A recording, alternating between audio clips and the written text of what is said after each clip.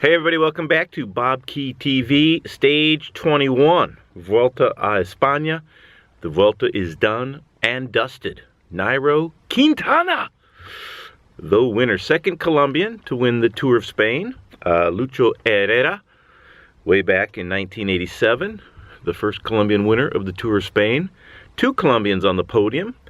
That's actually happened once before, back in '89. But this year, top step. And third place, Esteban Chavez. Third, Chris Froome, after a tremendous battle with Nairo Quintana, was second. Chris Froome dominating the time trial.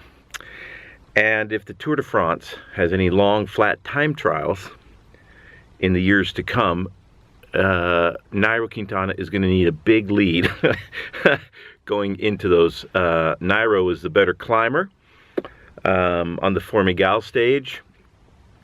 It would be very interesting to see if Chris Froome and Nairo Quintana had come to the bottom of that climb together, where Chris would have wound up in the overall standings. It might be a while before the Vuelta organizers have a long flat time trial. Chris Froome was just absolutely flying in the individual time trial then.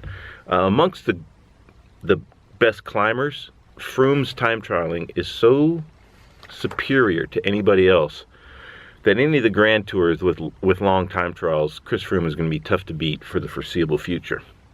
That being said, depending on the course in the years to come in the Tour, I'm hoping that this Vuelta is a portent of things to come. I'm not sure if that's the right word, portent. Hopefully it is a window into the future of the Tour de France.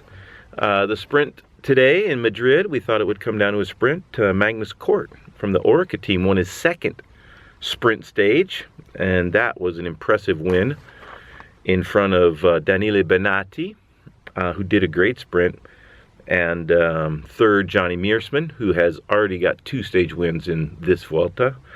Alberto Contador with the mechanical, with about 3 laps to go. I think if that hadn't happened, Tinkoff would have had one last lead-out man, and that would have been all Benatti needed to win the stage. So the mechanical there, inopportune time, really costing Tinkoff a chance at the stage win. No stage wins for Tinkoff. Contador was 4th. Not a lot to crow about for the Tinkoff squad, who will vanish at the end of the year. It was incredible Vuelta, very dynamic, very competitive, lots of compelling stories throughout the 3 weeks of racing, and I think it was the best Grand Tour of the year. What do you people think? What do you guys think? Best Grand Tour, Giro, Tour de France, or Vuelta? The vote for me is the Vuelta. Let me know in the comments section what you guys think. The Tour de France race route comes out in October, and believe me, I'm going to be all over that. I'll probably have to do at least 5 BobkeTV videos about the upcoming 2017 Tour de France when the route is announced in, I think it's generally within the first 2 weeks of October, so look for that. It's a big event in France, on French TV. It's covered live, and a lot of the Tour de France stars are there to watch the unveiling of the Tour de France route. And sadly, it's I think it's about 10 months from now, maybe 9. But anyways, it's a long ways off.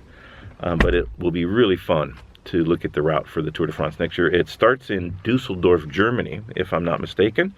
So the Grand Depart, the first couple of days, we know where that will be, but the rest of the stages are a mystery. Lots of rumors, but they will all be confirmed or denied by the time they announce the route in October.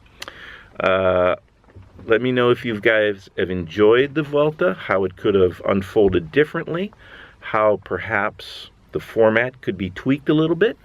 I, for one, thought it was a fantastic race. Turned out to be a pretty balanced course between mountains, time trials, and sprint stages, and was a great race all in all.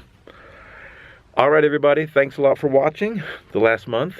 Hats off to Nairo Quintana and everybody that finished this year's Vuelta. A special shout out for Sammy Sanchez and JJ Rojas, who within sight of Madrid crashed out.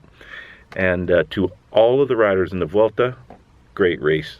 All right, everybody, thanks a lot. Follow me on Twitter, Facebook. Thumbs up, comments, and subscriptions. Keep them coming. Thanks a lot. Until the next Grand Tour. I'll do plenty of videos before next year's Giro, I promise. All right, see ya.